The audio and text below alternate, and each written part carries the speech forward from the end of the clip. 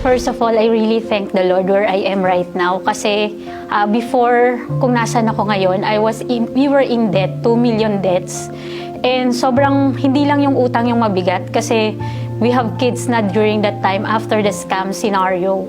So, yung tingin sa lahat ng tao, parang trash ka talaga.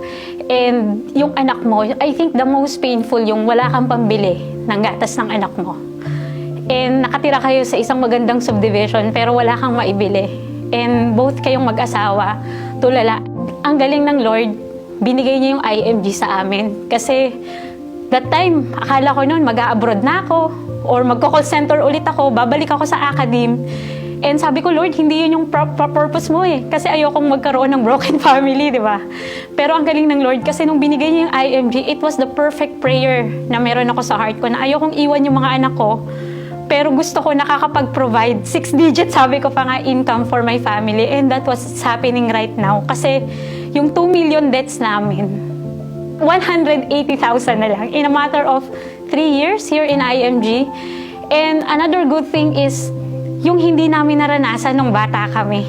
Kasi pagpapasok sa school, wala kaming bagong bag, wala kaming gamit sa school. Kasi wala kaming parents. Pero ngayon, nagagawa ko sa anak ko, kahit sa pamangkin ko, nabibilan ko sila ng gamit. Yung their choice, na meron ka na kasi. Habang nagbabayad ka dun sa utang mo. Diba ang sarap nun sa pakiramdam at yung peace sa aming mag-asawa. And another thing is yung kahit nagbabayad ka, kasama mo yung anak mo, maakit ka sa stage, nabibigay mo yung oras mo 100%. Pag kailangan ako ng anak ko, nandun kami mag-asawa. Kailangan niyang mag-field trip, na ibibigay mo kasi meron na eh.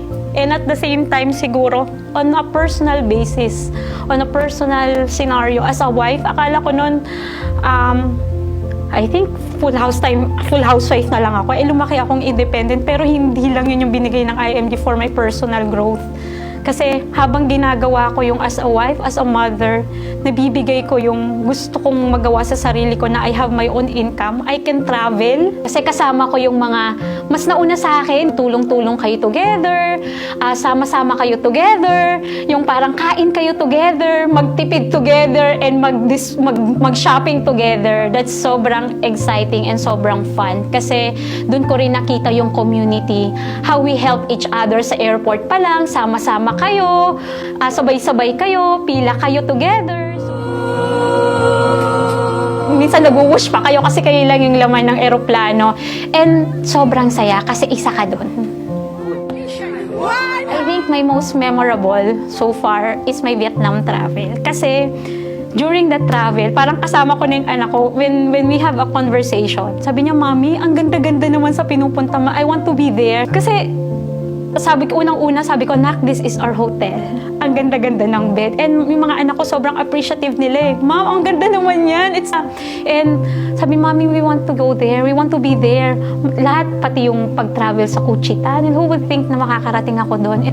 So, yun yung parang sabi ko, Lord, who am I to deserve this? And sabi ko, pinapa-experience sa akin to ng IMG. And next time, hindi na lang sa team sa family mo. Yung ma-experience din nila yung na-experience mo. Kasi ang sarap-sarap po pala ng ganun.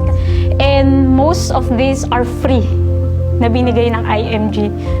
Thankful ako kasi nadala ko sa IMG. Yung katulad ko na dati hopeless, meron pala, pwede palang magkaroon ng pag-asa, na pwede ka palang makaahon at pwede mo palang matupad yung pangarap mo na minsan parang imagination lang, na may reality palang ganon. And kagaya sa mga katulad ko na parang baon sa utang, yung parang ayaw mong iwan yung mga anak mo, yung parang hopeless ka na talaga, mayroong IMG na pwedeng tumulong talaga sa'yo, na pwede kang magkaroon ng masayang buhay at meaningful na buhay. Ako po si Meggy Gundan. We travel together, we win together.